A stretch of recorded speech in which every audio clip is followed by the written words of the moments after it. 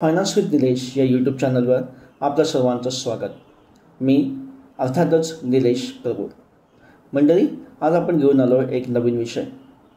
आपल्या सर्वांना शेअरमध्ये इन्व्हेस्टमेंट तर करायची असते, पण ती करत असताना market fundamentals, company fundamentals, company details, कंपनीचं प्रॉफिट, कंपनीचं स्टेक होल्डिंग, कंपनीचे टेक्निकल पॅरामीटर अल्फा बीटा, डेब्ट प्रॉफिटमध्ये आहे का, प्रॉफिट डेब्ट टू शेअर प्राईस रेशो, या सगळ्या गोष्टी अभ्यास करावा लागतो.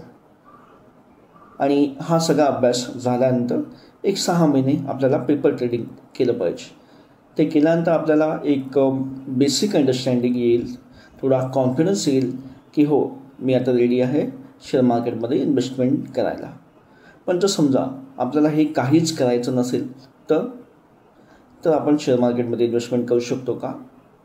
हो, काही मंडळी म्हणतील की हो, वेगवेगळ्या यूट्यूब चॅनल्सवर, वेगवेगळ्या व्हॉट्सअप्सवरती, काही ब्लॉग्सवरती, काही टी व्ही चॅनल्सवरती आपल्याला स्टॉक्सचे सजेशन येत असतात. पण त्या स्टॉक्सच्या बेसिसवरती आम्ही इन्व्हेस्टमेंट करतो असं काही मंडळी म्हणतील. पण मंडळी, लक्षात घ्या, ही इन्व्हेस्टमेंट नसून हा जुगार आहे. जर तुमचा कंपनी डिटेल्सबद्दल, कंपनी फंडामेंटल्सबद्दल आणि एकंदरीत मार्केट फंडामेंटल्सबद्दल, मार्केट ट्रेंड्सबद्दल काहीच अभ्यास नसेल तर शक्यतो तुम्ही ह्या गोष्टीकडे जाऊ नये. तरी तुम्हाला समजा ह्या गोष्टीमध्ये अभ्यास करायला तुमच्याकडे तेवढा वेळ नसेल, तुम्ही हा अभ्यास करू इच्छित नसाल, एवढा वेळ देऊ इच्छित नसाल, तरी तुम्हाला इन्व्हेस्टमेंट करायची असेल तर तुमच्याकडे एकच ऑप्शन शिल्लक राहतो, आणि तो म्हणजे म्युच्युअल फंड. म्युच्युअल फंड म्हणजे नक्की काय?